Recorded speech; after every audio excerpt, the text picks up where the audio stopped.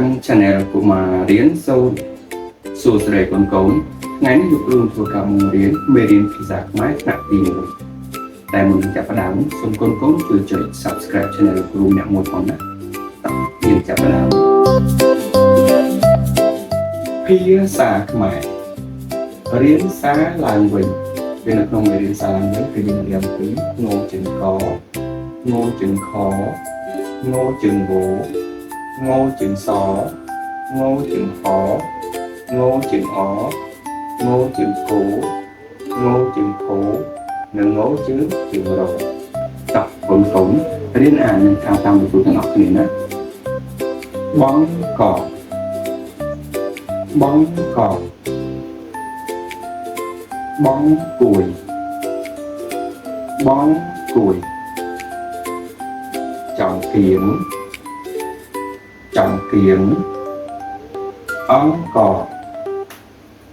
អង្គបងទីមងគុតសង្ឃឹម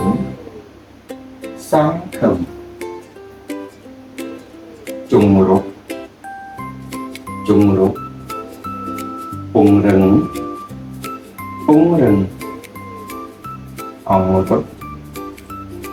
អង្រត់រង្វាន់សង្វាតគង្វាលអង្វរបងអែម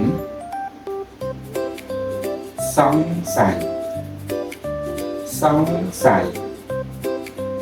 កង្ហាបងហាញវង្វេងបងវិលចង្អេ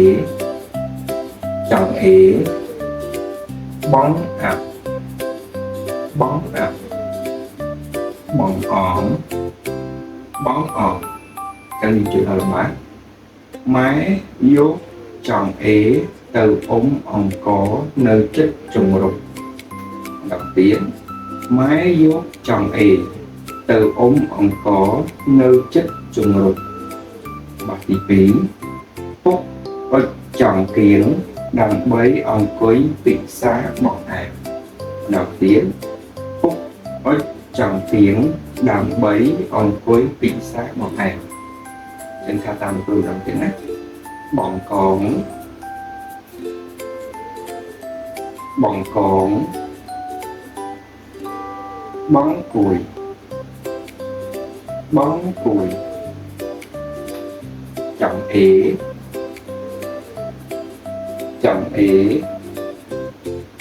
អង្គបងពី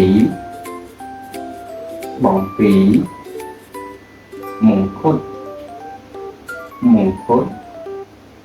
សង្ឃឹមជង្រុកពង្រឹង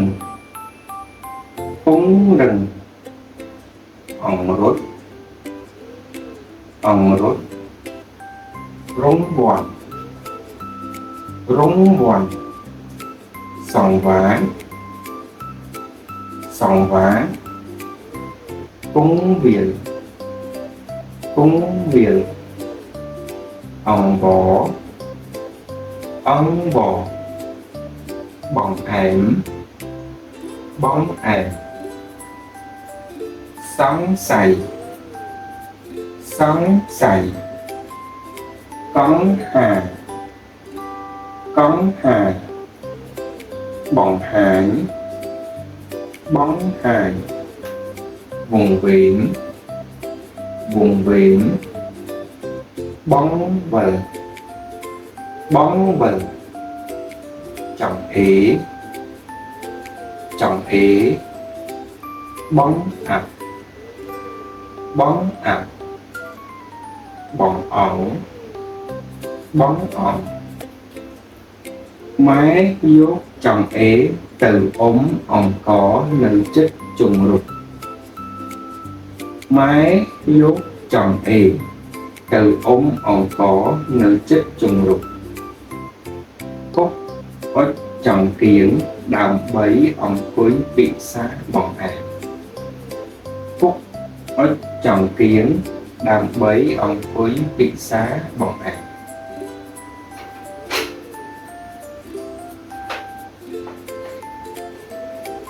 chấm cô con mướn bọn con cứ ngô chứ chừng cò bọn cuối cứ ngố chứ chừng cò chồng kiến cứ ngố chứ chừng cò bọn con sorry ông có cứ ngô chứ chừng cò bọn phí cứ ngố chứ chừng cù ngồi chừng cũ muốn khụt cứ ngô trứng chừng khô sẵn khấm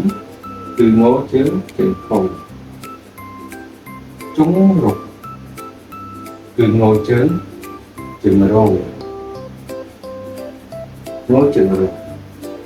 cùng rừng cứ ngô trứng chừng rô ống rực cứ ngố chứ chừng rồng rồng quán cứ ngố chứ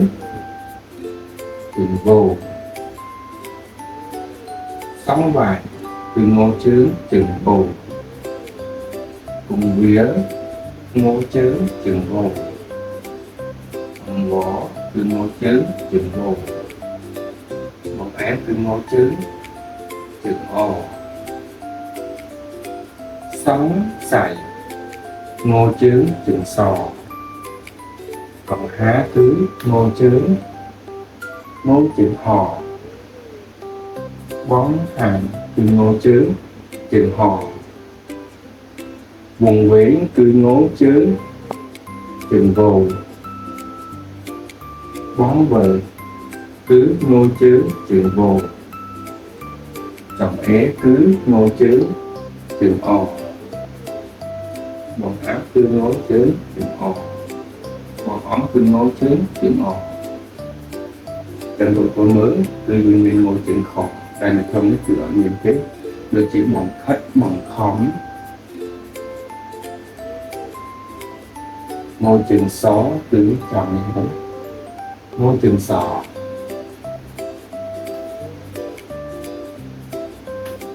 chừng chưa đợi bán máy dốt chồng ê cứ ngô chứ chừng ò từ ốm ổng cò cứ ngô chứ chừng cò nơi chất trùng rục cứ ngô chừng rục và tí tí phúc ớt chồng kiền cứ ngô chừng cò đồng bấy ổng quỳnh cứ ngô chừng cồ thị xa bằng ải cứ ngô chừng ò tính đồng bấy ở cồn cốn chóc trẻ nữ bịa chương đồng ruột đại miền nâng nóng bề đề xa làng vĩnh tính con tốn trứ riêng an cho anh đồng bề con tốn chào chết cháy muốn an bằng ngọt mình xuống chú check subscribe channel của kênh đồng bề tôi bằng video thay là con cá riêng bề đề xa mai ngọt này số một kênh